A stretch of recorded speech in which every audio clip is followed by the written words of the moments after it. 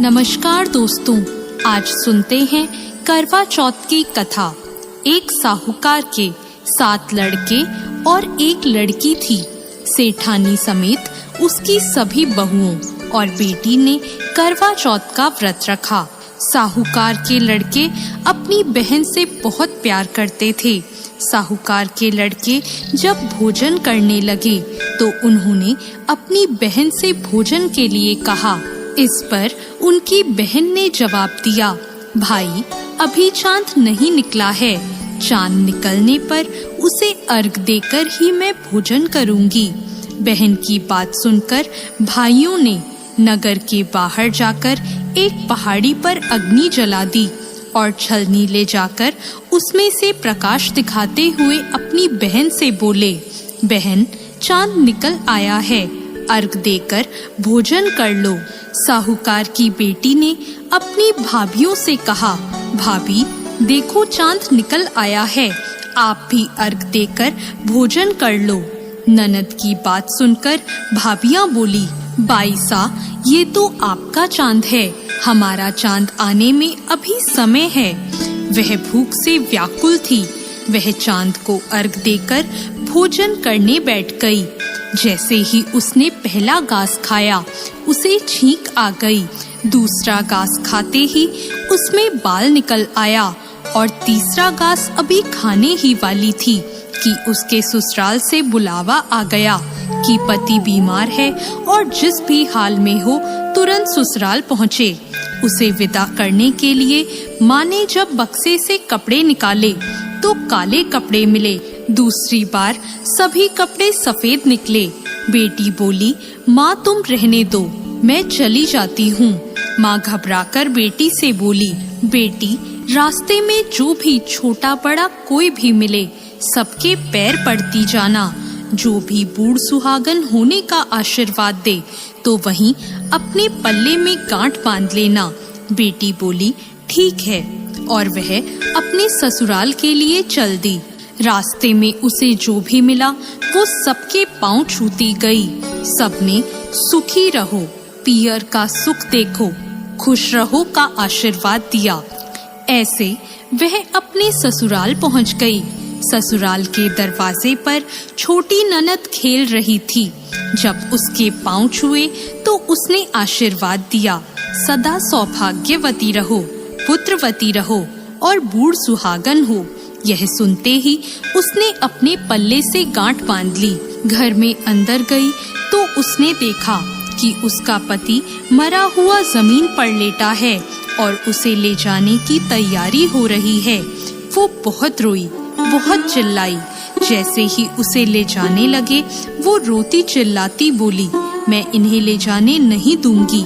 फिर भी जब कोई नहीं माना तो वो बोली, मैं भी साथ जाऊंगी।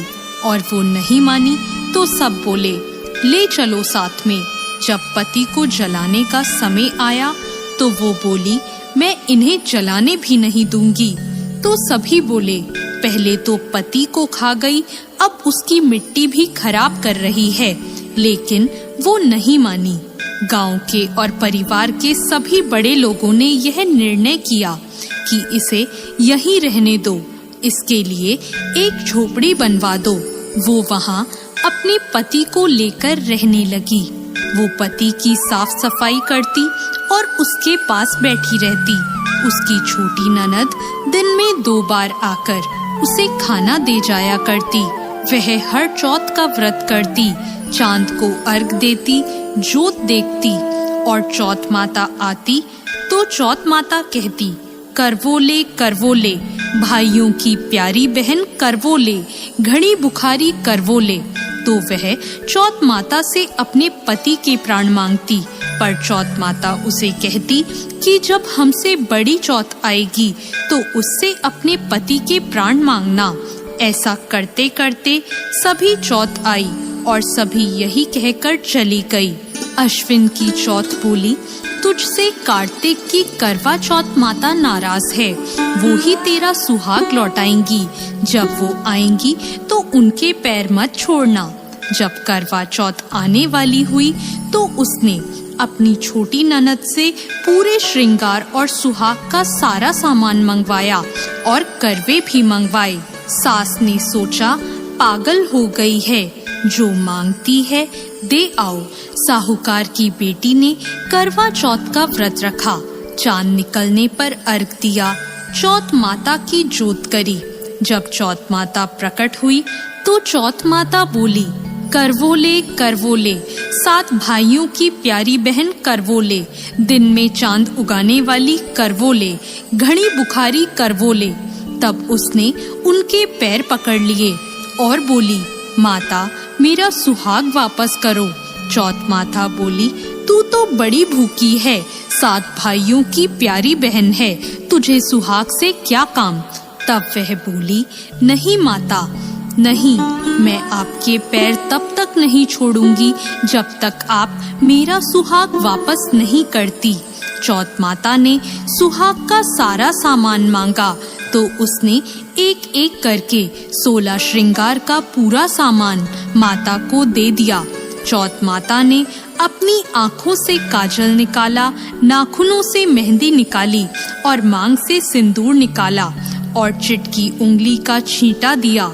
उसका पति जीवित हो गया और चौथ माता जाते जाते उसकी झोपड़ी पर लात मार गई, जिससे उसकी झोपड़ी महल बन गई।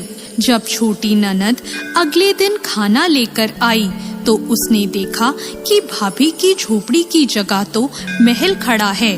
वो ननद को देखते ही दौड़ी दौड़ी उसके पास आई और बोली, देखो बाईसा, आपका भाई वापस आ गया।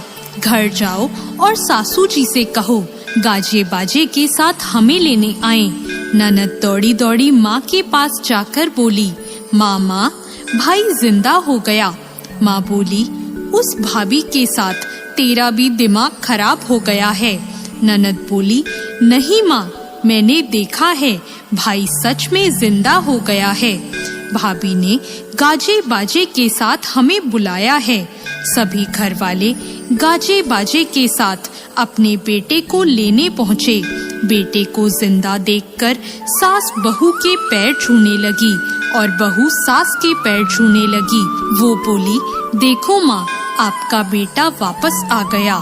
सास बोली, मैंने तो साल भर पहले ही इसे अपने घर से भेज दिया था। वो तो तू ही थी जो इसे वापस लेकर आई है। हे चौथ माता, जैसे साहूकार की बेटी के साथ पहले किया वैसा किसी के साथ मत करना और बाद में जैसे उसे सुहाग दिया वैसे सबको देना और सभी पर अपनी कृपा बनाना। जय चौथ माता। धन्यवाद।